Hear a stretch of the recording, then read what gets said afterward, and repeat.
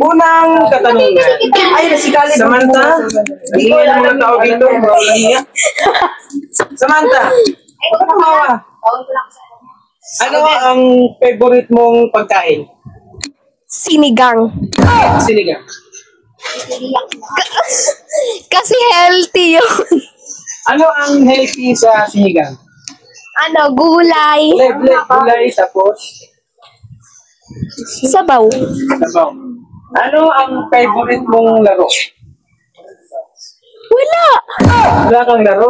Hindi ako nagro-Roblox. Bakit hindi ka naglalaro? Minecraft. Hindi, yung activity. Hindi yung laro na online mga game. Activity. Salita mag-isa. Taya-tayaan. Kaya Si mama. anong favorite mong subject sa school? Recess. Filipino, EPP, English. English? Mape. Sige, ano ang English ng kaning sunog?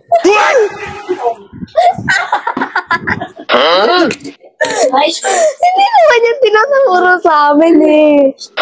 Kaning sunog? Kaning sunod, bili. Isipin mo, bili. Burn rice. Teka! Nakalimutan ko! Ay, taga lang. Kaya. Ano ang English ng ikaw ay magiging Masaya. isang batang mayaman? Saan sa mundo mo gustong tumira? Ano? Anong bansa ang gusto mong tirhan? Siguro ano? South Korea. Bakit South Korea? Kasi, Kaya si Hayon, tsaka si Hayon. tsaka maganda dun eh. Ay, maingay, hindi kayo ni-interview ko eh. Tsaka para makita ko silang tito doon sa may ano. Alam mo ba kung bakit ano ang meron sa Pilipinas?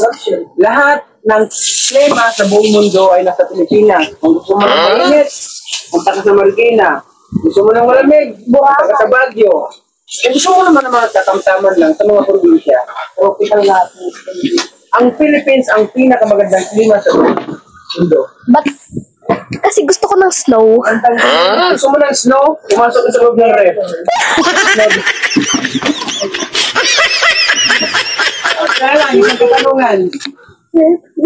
Kung ikaw ay hayop, ano hayop ang gusto mong maging ikaw? Chick. Ano? Panda. Bakit? Bakit panda? Wala, pakain-kain lang. Eh, panda, mga bobo yun eh. Kasi yung panda.